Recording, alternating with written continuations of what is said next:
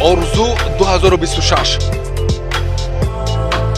реҷаи стратегии рушди футбол дар Тоҷикистон таҳти ҳамин унвон барои солҳои 2017-2026 Федератсияи футболи мамлакат таҳия намуда мавриди амал қарор дод. Ҳадаф аз ин барнома татбиқи ислоҳоти куллӣ дар футболи тоҷик ба шумор меравад, ки марҳала ба марҳала, қадам ба қадам, нафас ба нафас ва фасл ба фасл сурат мегирад.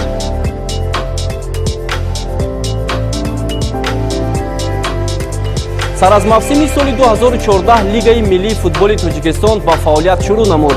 Дар баробари талаботу тақозои Созмони умумиҷаҳонии футбол ва Конфедератсияи Зиддахли Осиё ин зарурати эҳтиёҷоти ногузири замони муосир буд ба хотири ташаккулу такмил додану дар сатҳу сифати нисбатан баланд ба роҳ мондани чемпионати миллӣ ва мусобиқаи ҷоми кишвар.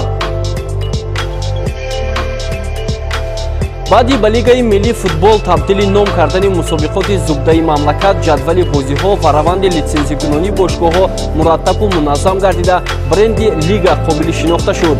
барои дар сатҳи зарурӣ ба роҳ мондани мусобиқаҳои Лигаи миллии футболи тоҷик афзалиятро дар доираи дурнамо ва нуқтаҳои зерин тамаркуз бояд дод.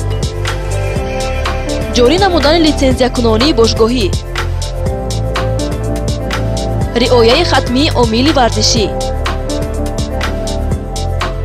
беҳсозии шеваю сози роҳандозии мусобиқоти мамлакат, роиҷу раво кардани назму тартиби имтиёзҳои ҳавасмандгардонӣ барои ширкаткунандагони мусобиқоти мамлакат, маркетинг дар лига ва бошгоҳҳо,